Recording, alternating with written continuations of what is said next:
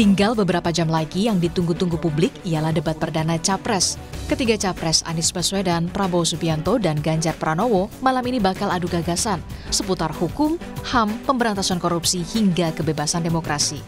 Ketiga Capres pun mengaku siap memberikan yang terbaik dalam debat perdana malam nanti.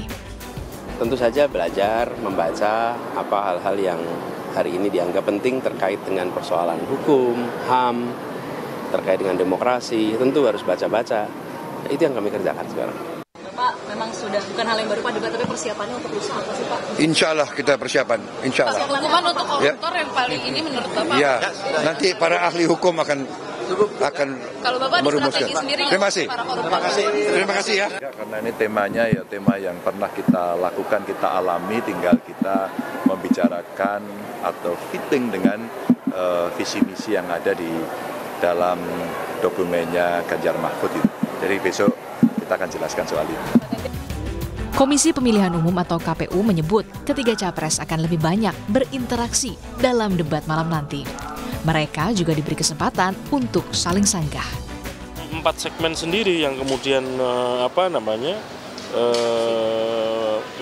interaksi langsung antar calon. Tapi sekali lagi koridornya adalah tema ya yang diajukan itu. Dan tentu saja masing-masing punya strategi untuk menjawab sebagaimana visi, misi, program yang sudah dirumuskan oleh masing-masing pasangan calon. Berdasarkan data Litbang Kompas, angka pemilih bimbang mencapai 28,7%. Masih tingginya angka pemilih bimbang tentu jadi perhatian masing-masing tim sukses untuk ekstra kerja keras, menggait hati si pemilih bimbang. Tim Liputan, Kompas TV. Ya, terasa tinggal beberapa jam lagi yang ditunggu-tunggu oleh publik, yakni debat perdana Capres nanti akan digelar. Ketiga Capres malam nanti bakal adu gagasan seputar hukum, HAM, pemberantasan korupsi, hingga kebebasan berdemokrasi. Statement semacam apa yang nanti yang ditunggu publik malam hari ini? Benarkah ini akan jadi ajang ketiga kandidat menggait pemilih bimbang? Kita akan bahas sore hari ini di program Rumah Pemilu bersama dengan Guru Besar Komunikasi Politik Universitas Pendidikan Indonesia, ada Prof. Karim Suryadi. Selamat sore, Prof. Sepertinya masih di mute ya, Prof. Langsung saja pertanyaan yang paling ditunggu, yang sebenarnya statement apa yang paling ditunggu publik di debat perdana malam nanti? Ya, inti pemilu itu kan komparasi ya, perbandingan di mana pemilih akan membandingkan satu yang kandidat yang paling unggul dengan parameter yang ia tetapkan sendiri dibanding calon yang lain.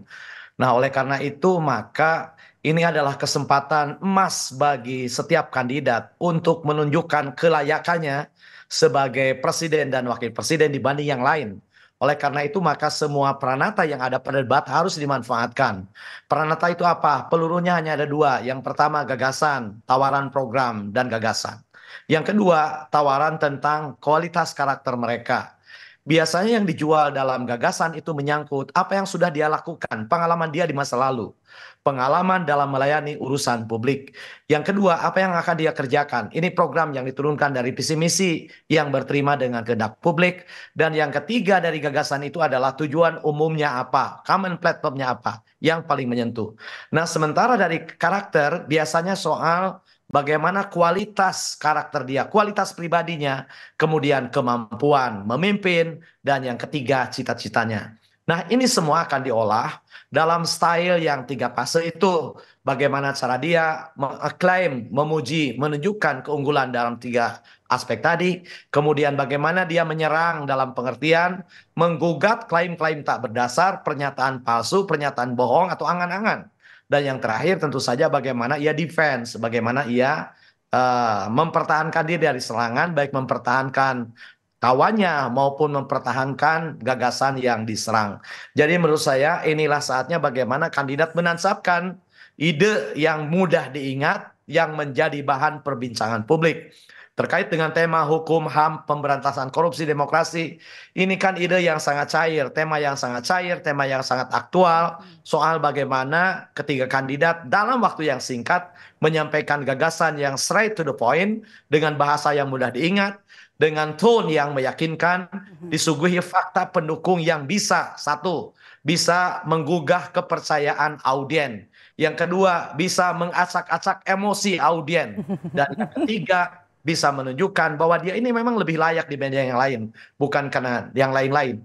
Lebih dari itu menurut saya kekuatan debat kali ini karena adanya undecided voter yang masih besar 28,7%.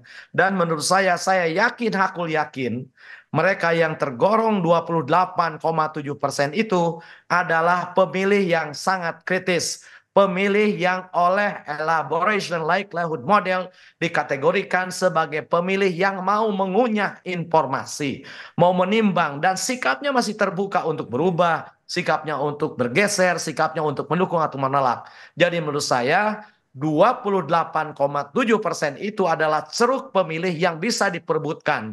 Sebab pemilih-pemilih yang sudah mengidentifikasi dirinya sebagai bagian dari Jokowi, sebagai bagian dari Prabowo, sebagai bagian dari Gibran, sebagai bagian dari Mahfud atau Anies, itu sudah terkapitulasi ya ke dalam dukungan-dukungan yang sudah tersebar itu.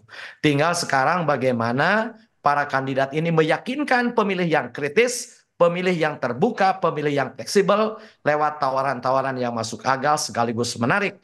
Kan ini meskipun misalnya ya budaya komunikasi kita itu kan tidak terbiasa saling serang, tidak terbiasa berdebat gitu ya. Tetapi menurut saya inilah forum yang paling serius dibandingkan dengan bentuk kampanye manapun. Jika kampanye lebih banyak tactical games gitu ya, maka sekarang tactical game itu pasti harus dikurangi karena dia harus memeras pikirannya, menyusun kata-kata yang padat, ditambah waktu yang singkat. Oke, lumayan banyak ini rumusnya ya Prof. Kalau misalnya mau yang paling gampang sebenarnya ide gagasan itu yang paling bisa langsung nempel ke pikiran publik, ke pikiran masyarakat. Terutama juga tadi kan Prof sudah mengatakan atau sudah mention soal pengaruh pemilih bimbang undecided voters. Ini angkanya juga cukup besar, tidak bisa dilihat sebelah mata. Kemudian seberapa efektif nanti debat capres perdana atau statement-statement yang disampaikan oleh masing-masing kandidat ini bisa mempengaruhi pemilih bimbang yang kritis? Ya, rumus sederhananya begini. Tadi saya katakan gagasan itu terbagi 3, apa yang sudah dikerjakan di masa lalu, rencana, dan tujuan. Nah, 1000 kata bisa dikatakan apapun, tetapi 1000 kata tidak akan bisa mengubah fakta. Oleh karena itu, maka senjata yang paling ampuh untuk meyakinkan pemilih adalah sampaikanlah kata penunjang gagasan Anda. Terutama fakta yang berkaitan dengan apa yang legacy yang sudah Anda buat. Jadi legacy yang sudah dibuat oleh kandidat itu. Misalnya legacy yang sudah dibuat oleh Anies Baswedan di Jakarta. Prabowo Subianto sudah melakukan apa sebagai Menhan gitu ya. Dan sebagai 3 kali calon presiden. Kemudian apa yang sudah dilakukan oleh Ganjar misalnya sebagai gubernur Jawa Tengah ya. Dalam mendukung kata-katanya. Sebab ini yang paling mudah diingat. Sekaligus yang paling meyakinkan publik. Sekali lagi itu sudah lama ya. Sudah lama. Kita jadi kata-kata itu punya batas. Dan batasnya apa? Sekali kata-kata bertentangan dengan fakta, maka dia akan lumpuh sekeras apapun kata-kata itu dikatakan gitu ya. Jadi sekali lagi menurut saya, jika harus dilihat diperas dalam rumus yang paling singkat, sampaikanlah legacy, sampaikanlah fakta sebagai pendukung apa yang akan kandidat kerjakan 5 tahun ke depan. Setelah itu tunjukkan karakter Anda, karakter yang bisa dipercaya, karakter yang bisa menjadi bapak dari 270 juta rakyat Indonesia. Bukan hanya menunjukkan bahwa Anda bagian dari kami, tapi Anda adalah yang terbaik dan memiliki nilai yang paling kami rujuk gitu ya. Jika masyarakat Indonesia itu menghendaki kesederhanaan, kejujuran, sopan santun, kepedulian, hormat, justru nilai-nilai itu ada pada kandidat itu yang harus diperlihatkan. Bukan hanya klaim, tapi bagaimana mereka. Kalau gitu Prof, setelah debat ini seberapa besar nantinya potensi migrasi suara utamanya di kalangan elitis dan kritis kemana kira-kira? Begini My Love, debat itu tidak bisa dinilai efektivitasnya seperti kita menyaksikan pertandingan sepak bola ya, di mana di akhirnya ada skor 2-0, 3-2, 1-0. Tidak bisa seperti itu. Mengapa? Karena debat itu secara proporsional memiliki peran yang berbeda untuk kategori audiens yang berbeda. Debat bisa meneguhkan mereka yang masih ragu, debat bisa memberikan pengetahuan bagi mereka yang belum tahu, dan debat bisa memberikan kesempatan kepada undecided voter untuk bergerak ke kiri, bergerak ke kanan dukungannya. Itu yang pertama. Yang kedua, debat itu secara fungsional adalah alat untuk mengamankan dukungan dalam merebut jabatan Pilpres. Oleh karena itu maka efektivitas debat, efisiensi debat tidak bisa diukur langsung, tetapi ada indikator. seseorang kandidat bisa memenangkan debat bagi dan terlihat di pemungutan suara ketika apa yang dia katakan itu menjadi perbincangan publik setelah debat itu selesai. Jadi teori yang berterima di banyak kalangan akademisi mengatakan efek debat baru dimulai ketika debat itu selesai. Ketika apa yang diperbincangkan, dikatakan itu menjadi perbincangan di kedai kopi, di rumah makan, di kantor, itu akan... Jadi efeknya panjang begitu ya. Jadi Anda tidak setuju kalau pergerakan soal debat ini akan memberikan pergerakan signifikan soal elektabilitas capres? Setahu saya tidak ada teori yang kuat tentang itu, meskipun ada itu minoritas gitu ya, karena secara fungsional debat adalah alat untuk mengamankan dukungan. Jadi efeknya akan terasa teruji di bilik-bilik suara. Memang ada ahli yang mengatakan itu tapi sangat minor gitu ya. Bahwa hitung-hitungan algoritma mungkin saja, sebab tapi jangan lupa gitu ya, pemilih di Indonesia itu seringkali memutuskan suaranya di detik-detik akhir, itu yang pertama. Yang kedua, budaya orang Indonesia juga cenderung mendefinisikan terlebih dahulu sebelum ia melihatnya. Baik. Tiga, budaya orang Indonesia juga akan menjaga kehilangan muka ketika ia ditanya pasti akan jawab daripada mempermalukan yang bertanya. Jadi harus hati-hati gitu ya membaca hasil survei meskipun ini bisa dipercaya secara kita tunggu jalannya debat perdana capres yang akan digelar di gedung KPU nanti. Tidak, mudah-mudahan tidak jadi cepat-tepat saja atau konferensi pers bersama begitu ya. Tapi benar-benar ada komparasi lewat KPU juga sudah menjanjikan nanti akan lebih interaktif gitu ya, bahkan diberikan kesempatan untuk menyanggah. Membantu kita yang bingung semua mata nanti akan menuju ke gedung KPU tentunya ya Prof, jam 7 malam nanti untuk menyaksikan adu ide dan juga adu gagasan dari para peserta Pilpres, tiga calon presiden yang akan berlaga di Pilpres 2024. Terima kasih sudah bergabung bersama kami, Guru Besar Komunikasi Politik Universitas Pendidikan Indonesia, Prof Karim Suryadi. Saya selalu Prof Karim.